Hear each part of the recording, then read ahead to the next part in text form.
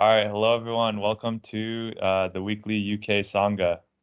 I host these talks every Wednesday, 12 p.m. PST. You can come and ask questions. You can come and meditate, listen along. But anyone's welcome. And today, I have a sutta prepared.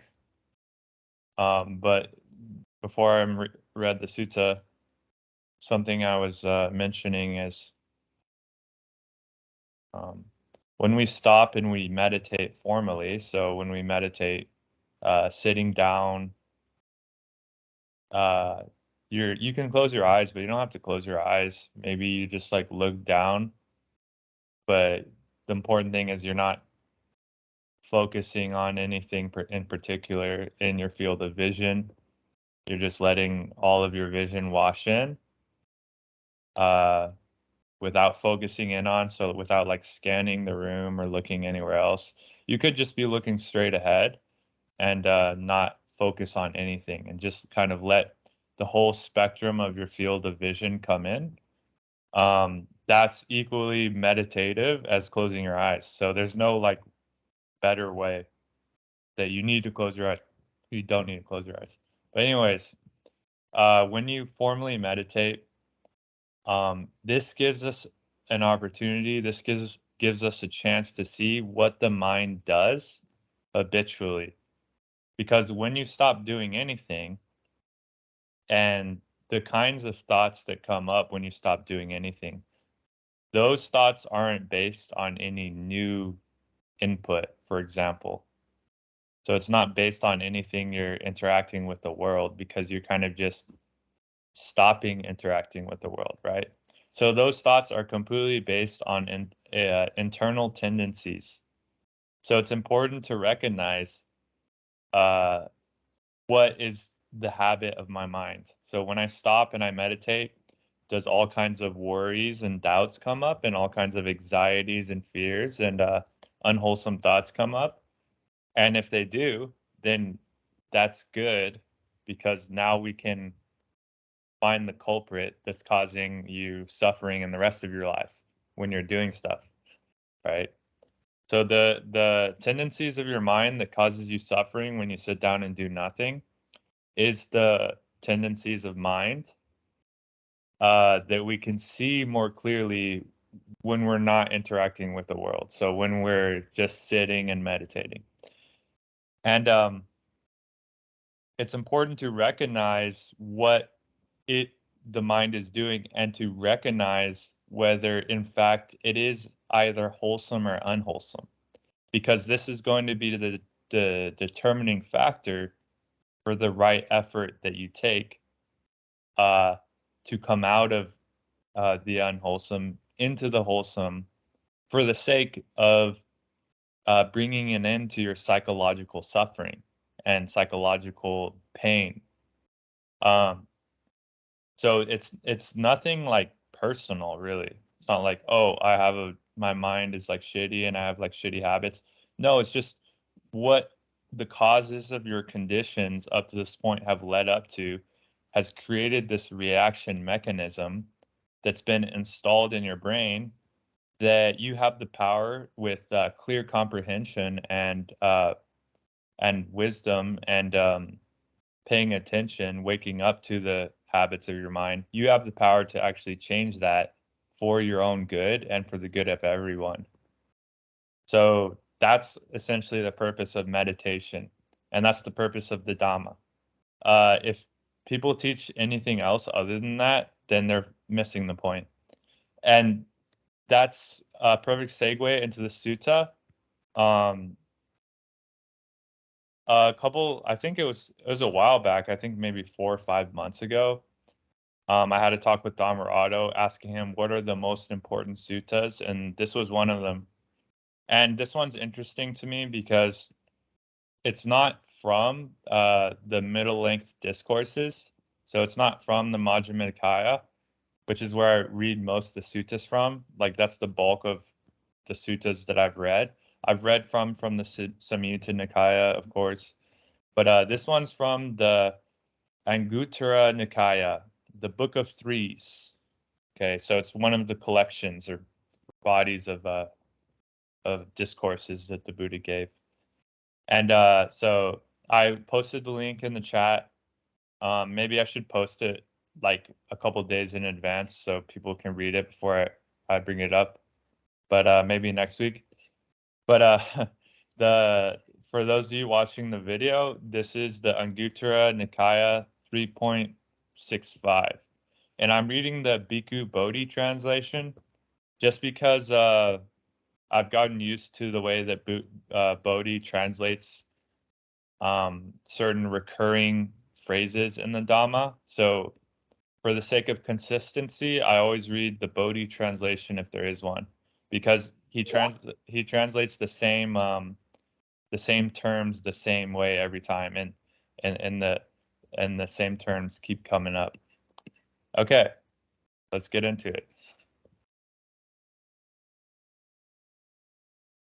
Alrighty. Let me bring up the tab. All right. On one occasion, the Blessed One was wandering on tour among the Kasalans, together with a large Sangha of monks. When he reached the town of the Kasalamas named Kesuputta, the Kalamas of Kesuputta heard, it is said that the ascetic Gotama, the son of the Sakyans, who went forth from a Sakyan family, has arrived at Kesuputta. Now a good report about that Master Gotama has circulated thus. That Blessed One is an Arhat, perfectly enlightened, reveals a spiritual life that is perfectly complete and pure. Now it is good to see such Arhats. Then the Kalamas of Kesaputta approached the Blessed One. Some paid homage to the Blessed One and sat down on one side.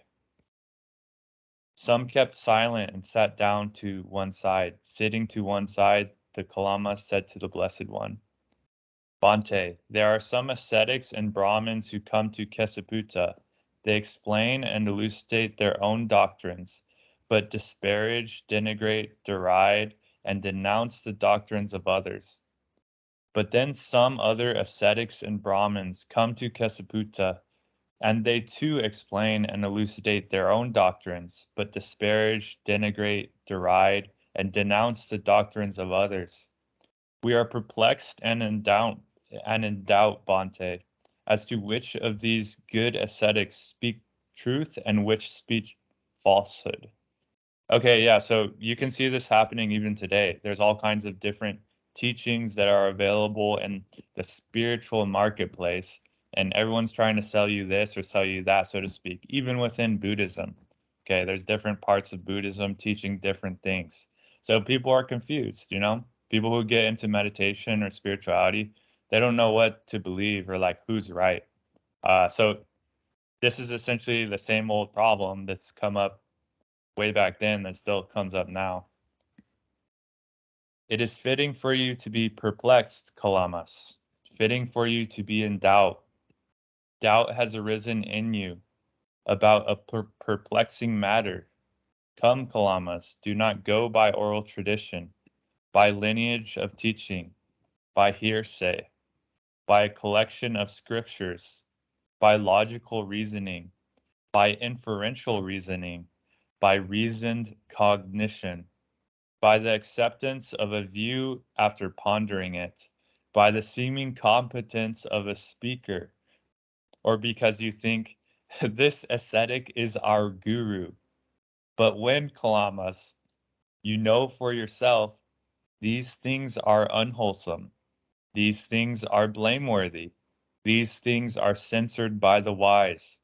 These things, if accepted and undertaken, lead to harm and suffering. Then you should abandon them. Right. So the reason why I laugh is because like I'm I've been exposed to exactly what the Buddha is talking about in the present day, and he's talked about it way back then. So it's kind of blowing my mind. So most people, when they go to a spiritual tradition, they follow that tradition because either by hearsay, so they just believe what they're saying. That's what hearsay is.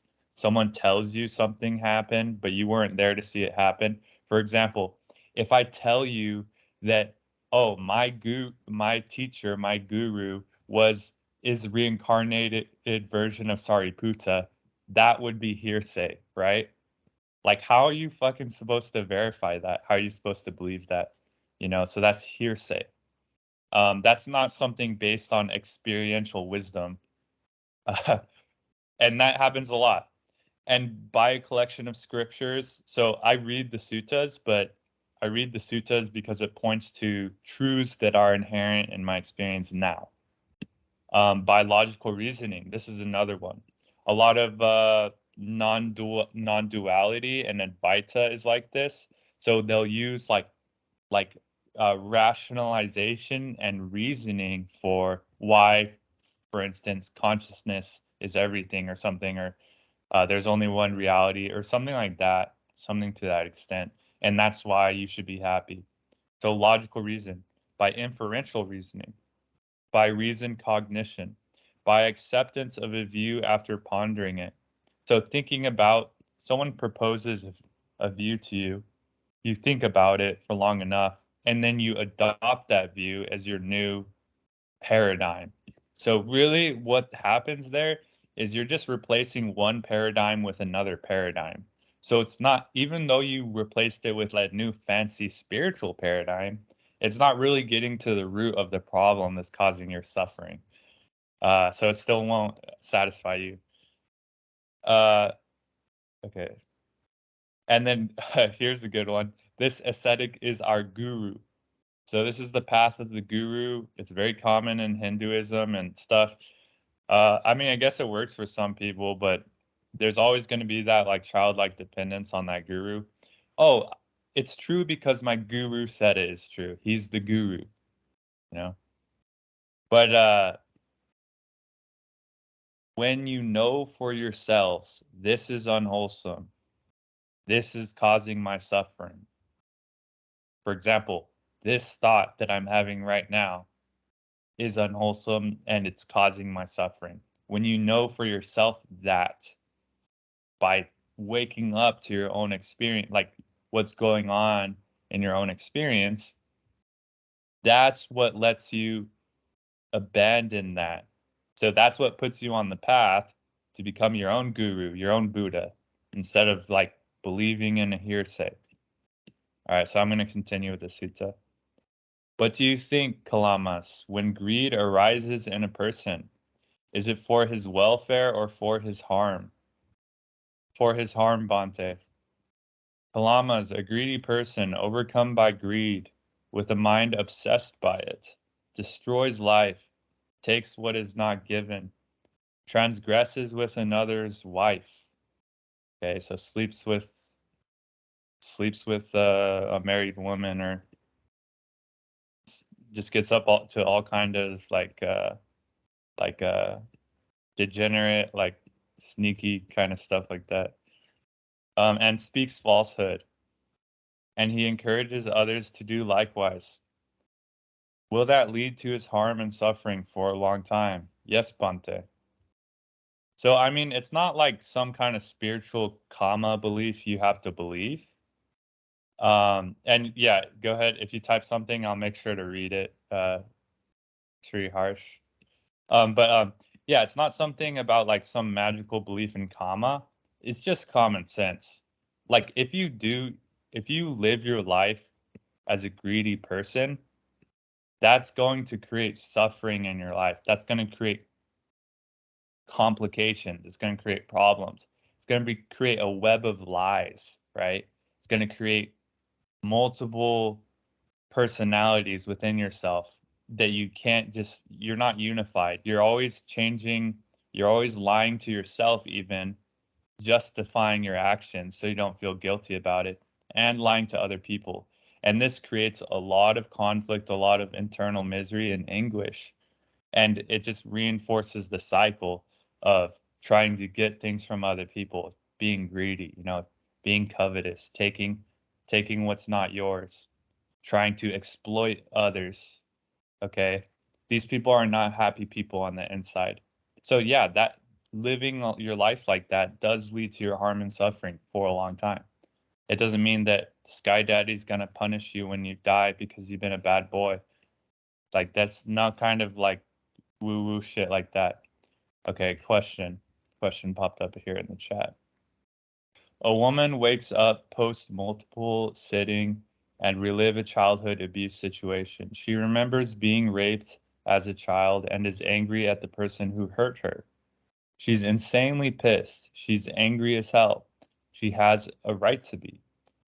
She needs to express it right. How do you explain to her hate being unwholesome? I mean, I think that her hatred has to be expressed however she needs to, maybe write it out or beat up a pillow or yell or scream and talk to someone rather than immediately be told it's unwholesome and shove it to their own self. So yeah, this is a really good question. Um, so people who have gone through particularly troubling situations, especially in early childhood, um, that were so abused and so mistreated that it would seem kind of strange to tell them, yeah, just don't be mad about that. That's going to hurt you. So there's a time and a place to tell things, okay? So you don't, so the thing that I would do for this person is not go straight to the contentious issue. Those that deep-seated problem, we don't have to think about that right now. We could talk about something else. We could talk about something wholesome, things that get that person smiling, get that person feeling good, get that person not thinking about that stuff. Okay? So it's not as if you have to forgive that person necessarily, or like kind of go back and solve the problem of the past. No, it's just that right now, if we are thinking about that, that is causing a whole lot of suffering for that person to think about that and for that anger to come up. So to help this person, you can give them the power, let them know that they have the power themselves to think about something else, right? To think about something else that's wholesome, something that makes them feel good, something that's healing, okay? And so to explain it in that way, it's more of a practice to help heal that trauma rather than solve it or justify it, right? Of course, this person has a right to be angry, right? But to somehow explain at the right time, maybe you don't come guns blazing. You're you're going to say. So it depends on the context, right? Right? Chances are, if you're talking to this person, you know, you can read different cues and know whether something's the right time to say it. For instance, if they ask you about it, right? I wouldn't even bring it up to begin with. I would just talk about the Dhamma. And it's for them to know for themselves to let go of that anger internally. I would never tell that person, you need to let go of that anger. It's for them to know to themselves. But I can teach universally the truth that anger leads to your own suffering. That's not a specific teaching. So that applies to everybody, right? And no matter how justified the anger is, that anger is causing suffering.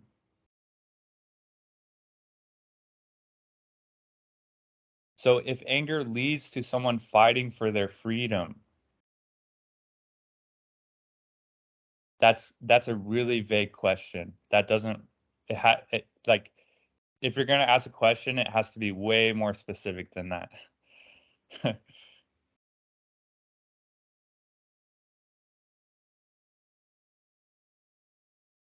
Because I don't know what you mean by fighting for their freedom. It's totally just kind of a really broad question that I wouldn't be able to answer with any kind of a specific answer.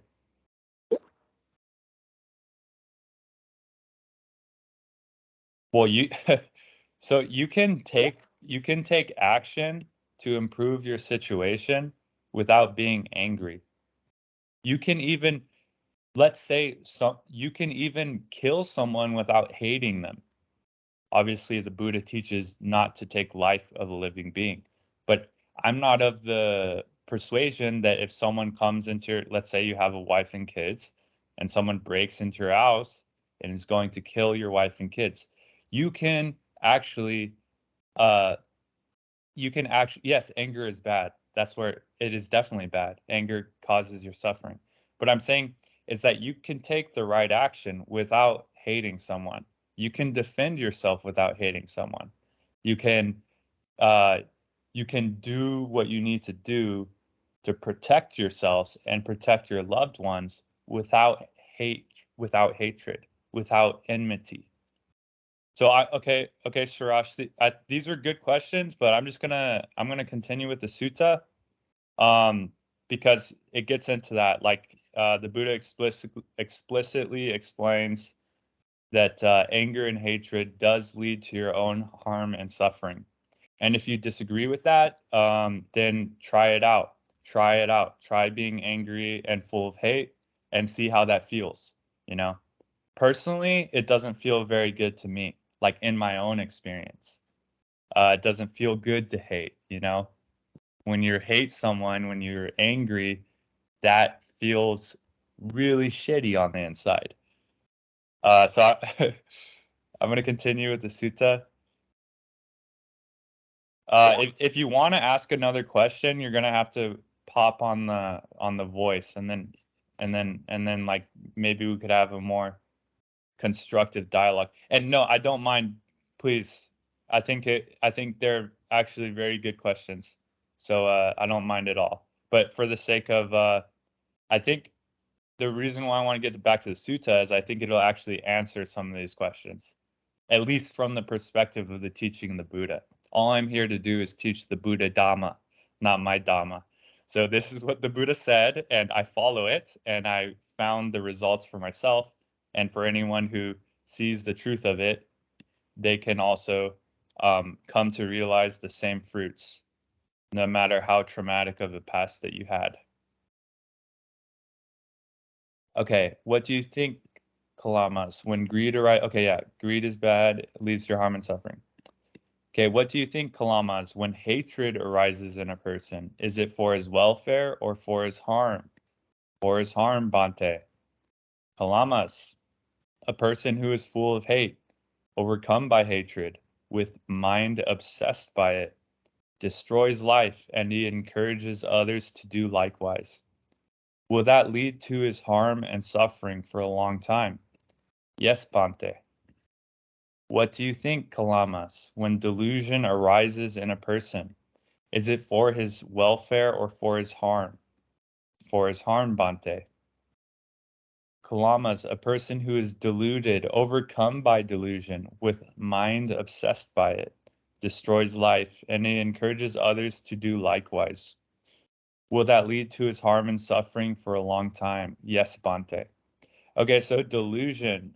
Delusion is a very important word, and it's a foundational tenet of Buddhism, or the teachings of the Buddha. Delusion, in a nutshell, is everything we mentally imagine is true rather than the facts of the matter, right? So, in other words, everything that we imagine is true about the future is not the experience of the future itself when it comes as a present experience. So that mental imagining, that thought construction that we make, and we take it to be true as if it has actually already happened, or as if it's going to happen, or as if it is happening, that would be delusion. And it's the same for the past. So obviously we use thoughts of the past and the future for practical purposes. It's necessary for the survival of our biological organism. And that's why the program is so deeply installed in us to think about the past and the future. I'm not saying to stop thinking about the past and the future, but to not confuse the thought about the past and the future for the reality of our experience, which always comes in the form of a current thought, a current sense perception, and a current feeling, and so on. So to imagine the past and take that as the truth of the situation is delusional. So it's a much broader term for delusion than not like by this definition, most people alive would be delusional. So I'm not just talking about people who wear tinfoil hats and think believe in all kinds of crazy conspiracies and think the aliens are coming to get them or something. I'm not just talking about that kind of delusion, right? I'm talking about the delusion where we imagine all kinds of problems that aren't actually here right now.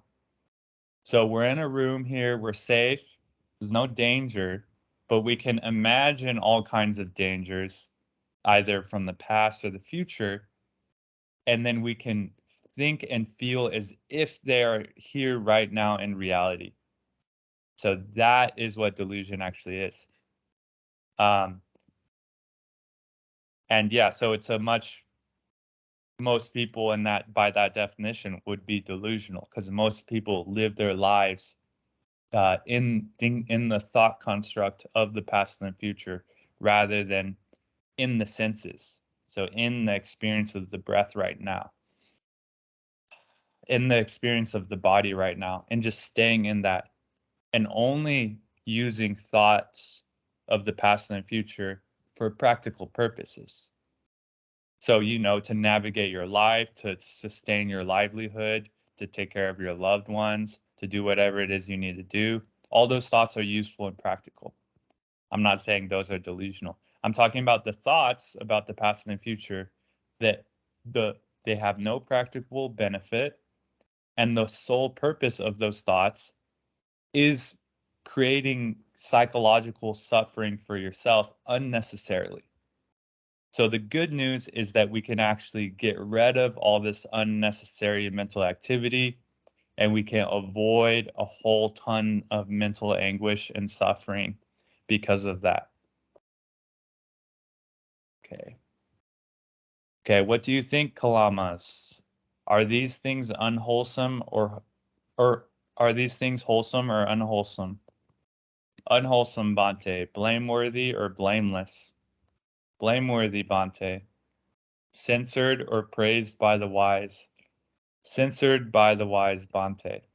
Accepted and undertaken, do they lead to harm and suffering or not? Or how do you take it? Accepted and undertaken. These things lead to harm and suffering, so we take it. All right, so just realizing in your direct experience for yourself whether something is causing you mental suffering right now. That's for you to know. Okay? Not for me to preach and you to believe it. The only thing I'm recommending here is looking at the activity of your own mind and seeing for yourself, is this painful? That's it. If it's not painful, enjoy, right? If you enjoy hating people, be my guest, you know? Nobody's stopping it. It's a free country.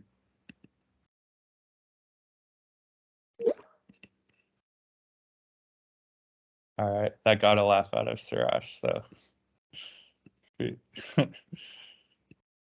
All right, that's Kalamas. When we said, "Come, Kalamas, do not go by oral tradition, but when you know for yourself, these things are unwholesome, these things are blameworthy, these things are censored by the wise, these things, if undertaken and practiced, lead to harm and suffering, then you should abandon them."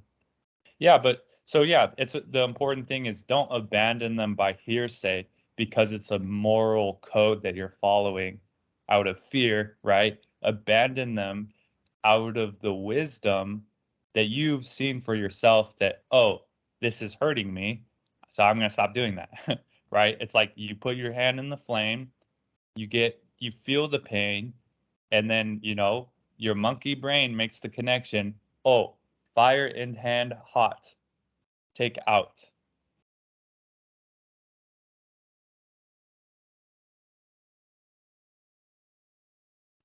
Come, Kalamas. Do not go by oral tradition, but when you know for yourself these things are unwholesome, these things are blameworthy, these things are censored by the wise. Come, Kalamas, do not go by oral tradition, by lineage of teaching, by hearsay. Yeah, go ahead, leave. Nobody's forcing you to be here. Please leave. No, I want to join. Oh, yes, join. Of course. I thought you were saying to. No. No, Yeah, sorry. that no, that's wonderful. Of course. Yeah. I don't know your name, My name is Scott. but I think you are a Kalama. What is it, Kalama? The people you're reading about, you can't go by the text. You can't go by the oral whatever, the oral knowledge, the logical reasoning, the conscience. I mean, you yourself have to use your lived experience, and answer a question. You can't just read a thing. And first of all, I mean, I respect you working so hard to find these texts, and I myself, whenever we, all us meditators, we love finding these old texts and reading them, but we have to, you gotta respect their limitations. They are translations. The non-hatred is, he didn't write in English. The Buddha spoke in Pali, which was then translated over and over again until you got non-hatred. And I just feel like, Scott, there is a problem in this thing that we do, which is we we are just making it another kind of Catholic church where it's like you have to be this perfect Jesus like figure. You have to be this perfect arahant who doesn't hate, he doesn't have anger, he has no greed. I'm pretty sure if the Buddha existed and somebody came to his monastery and broke the rules, he would be very vicious and cruel and immediately, reprimand them. But then also, I mean, there had to be an order to have his society and his civilization. And I mean, I myself live in India. We've heard all these stories from our childhood. And I just want to tell you that, you know, there's a certain naiveness and child like innocence in the way you approach it, which is why it's so beautiful and why you are innocent. You are, but you are also just repressing the evil inside you, which is, I just want to say that evil is also, the Buddha also had that evil part in him, which, it's not necessarily a bad part, it's a part that he, I think, wholly accepted. And being hateful, being angry, having all these things is a part of it. And I think that as a culture, as people, I don't know what happened to you when you were a kid, whether how your relationship with your parents was, other people have, but a lot of hurt people come to Buddhism because it does give them a sense of peace. And a lot of the times we repress a lot of shit that happened to us. We just fucking shove it down and wear another kind of a necktie, which is this: I'm a peaceful Buddhist dude now and I'm just watching my sensations. I get it. We're all watching our sensations.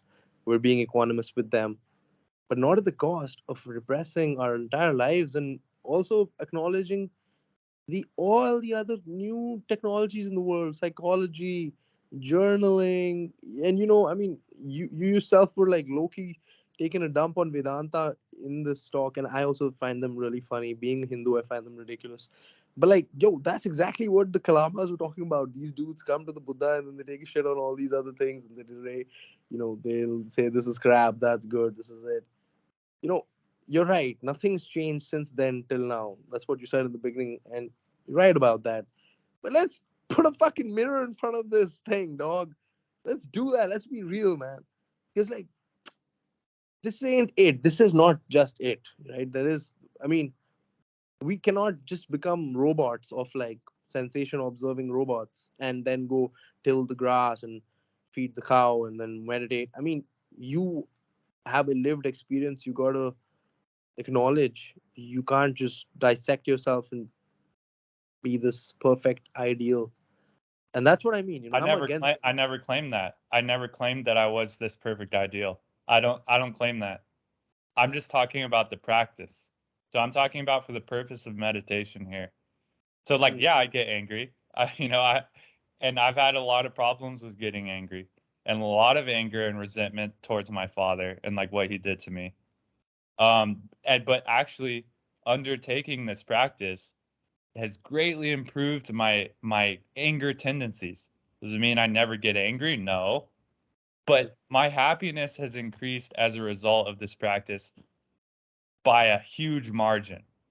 Mm, So I'm not saying so yeah, like I'm not trying to make this another like religious dogma, mm. which for some people it will be. And even if it is a religious dogma, it's still better than just going out and hating without any restraint and just Ah, complete. I agree with what you mean in one way, but no, because even if it's not, if you're not just hating out like that, and you are in a dogmatic sense holding yourself down, you are carrying a huge burden, and that is not what the Buddha wanted you to do. And No, I agree. I agree with you. he doesn't want you to be like, you're pissed at your dad. Your dad did some hateful shit, and it's okay for you to hate him, bro. It is okay. The Buddha would be like, hey, okay, your dad is not cool. And you know what? I understand that we have these lofty heights of ideals set up for all of us, saying that, like, hey, man, forgiveness. We must forgive everybody. No, we can't No, forgive everybody. So, that's not what I'm saying. I'm not even saying you need to forgive it. I'm saying that you obsessing about, thinking about over and over your dad who's not here right now and mm, causing yourself all kinds of anger and hatred to come up and all kinds of correct. psychological suffering to come up now. I'm not talking about ever. I'm just talking about right now. Yeah. That tendency to obsess about it will make you feel like shit. Yes, Yeah, that's a fact. Scott, that's we a know this. fact. And But that's what I'm Scott, saying. I'm saying, and then if you go to your dad and you ask, oh, how like he felt the same way about his dad, who felt the yeah, same way about his dad. So it's like you can carry that hatred and then end up being the same person your dad was to your kids. Or you right, can change the tendency and realize, oh, I don't have to obsess about people sure. who wronged me. I cannot think about that. If someone is wronging you, I'm not saying be totally passive. Oh, I need to be a saint and just accept it. No, I'm saying defend yourself. Do what you need to do. I'm not saying that. I'm not preaching Yeah, anything like that. But yes. I'm saying you obsessing mentally over shit that you're imagining about that happened in the past, no matter how traumatic, is will cause you pain right now.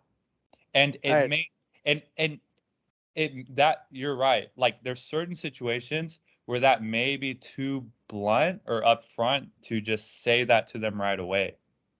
So there may be a stepping stones to that for them, most importantly for them to realize it for themselves that Man, that's I true. honestly, but I'm being very honest with you. I don't even care if the perpetrators realize it or not, because you know what? Because they did what they could, and they are a different generation. Let's just figure out us, right? Yeah, Because that's exactly. all we really can do. We can't go and change 35, 40 generation, but if we can change us, then our kids and people around us, that's what matters, not them. I Right. don't think. But number two, what I think is more important than all the other stuff, like how you're going to go and talk to them and stuff, which we just discussed, is solutions, right? Yeah. And realistic solutions. When we have hell lot of anger, and it is jais. There's a word that we use in India called jais, right? And it means rightful, because children cannot defend themselves, right? Right. The Buddha never said, "Yo, beat children up." The Buddha would never. The Buddha never said that. Right. Of So course people not. doing that, they're not doing what Buddha would not like that, right? Buddha had made distinctions between what he liked and he didn't like. Anyway, my point is we need solutions. Okay, we need solutions for this trauma. Now, Vipassana, Buddhism, all this stuff is keeping us, making us enjoy our lives for once. And I know what you mean. I can see it in you, bro. We are the same in that way. We came to Buddhism, we came to this meditation thing, and we found that little peace, that little tiny droplet of peace somewhere inside the Anapanasati that took us, and it really does help. But I'm telling you one thing, man, you are sitting on a dragon of anger and hatred, and you cannot hold that dragon down with a So like bottle cap. here's the problem with you, Suraj. No, You, let me you're finish. trying to Let tell me me what's happening with me let when me you don't finish. know Let me what the finish. fuck that you're talking about. You're No, just let me saying finish. bullshit out of your mouth. So Let me finish. Let you me finish. can you cannot say anything about what I I experienced on the No, inside. let me finish. Let me finish. That's I'm for not speaking no. about I'm you, not gonna Scott. let you Listen. finish. I'm not No, gonna no, let let me you finish. finish. Arey, It's for bro, you to I am know not for fighting you, yourself. bro. Listen, It's I no. heard what you're saying. Just It's for before you to getting, know for yourself, Suraj. no, just be a little equanimous, man. Just be a little equanimous. Just take it easy, No, because you don't come here and bro. tell me commands, tell me what I'm feeling, and then tell me what to do, I'm not speaking Suraj. about you. I'm not speaking about you, bro. I'm speaking about myself. I'm speaking about people I know. I I'm not know you're speaking about, talking about yourself. So yes. keep it to yourself, buddy. I am. That's exactly what I'm saying. You Yeah. know? Well, yeah. All right, man. Go and take your You advice, go and take your teaching, and go shove it up your ass. That's what I'm saying. bro, don't be a little, don't get so afraid and don't panic right now. I'm What not you're doing, afraid, bro. I'm telling you the truth. Like no, there no, may listen, be some other people that this sit is, and like maybe Arey, you come what? into contact with other people in your life that sit and listen to like what you're telling to them. No, But God, I'm not one of those I, people, I don't Suraj. care. I do Honestly, not look, give a fuck about what you have to bro, say. look. You're talking about Buddha. This, I'm from this country, all right. We I have do a not give a history. fuck where you're from, Suraj. We have a history I do of, not care if you're from called India. argument. It's I called don't care if talking, your grandpa was the bro. Maharashi or whatever. Maharashi. Not care. I do Listen, not care if he was bro. whatever Look. place you Let come. me finish, man. Let me finish. It wasn't personal, Scott. Calm down, man. I'm not trying to fight you, bro. I have nothing to gain from this. So please don't make this about you and me. All right.